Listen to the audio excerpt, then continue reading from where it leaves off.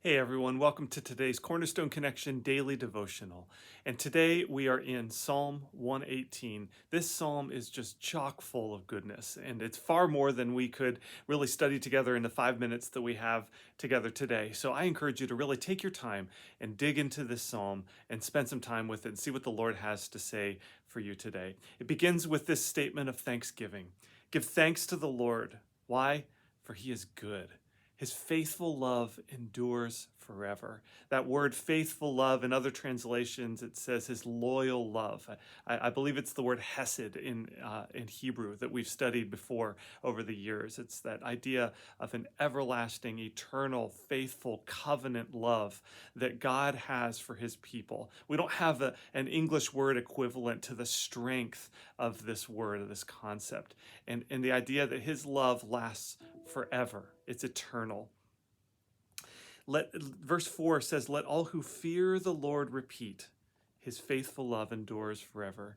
Do you fear the Lord? This is something that I've talked about before, and it's something that I challenge myself and all of us, is to fear the Lord, to have a holy respect for who God is.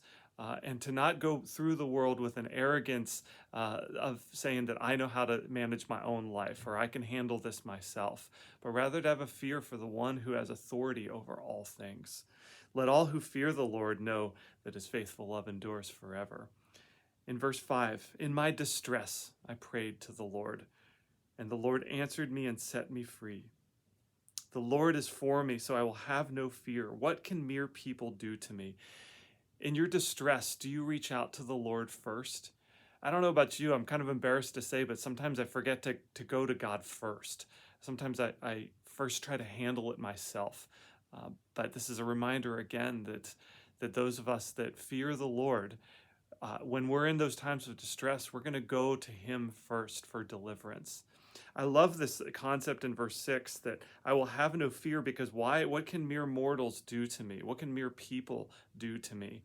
I read in a book one time, I can't remember exactly the author, but he was talking about the fact that Christians are a true force to be reckoned with because they have no fear of death.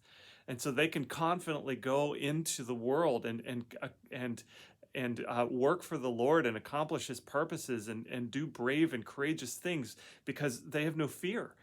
Because if they should die, then they just go to be with Jesus. But if they should survive, then they get to accomplish his purposes on earth. What can mere people do to me? With that backing, we have courage as followers of God. Verse 12 is talking about the enemies surrounding the psalmist. And in his distress, he knows he's surrounded, but he's putting his confidence on the God who has delivered him in the past.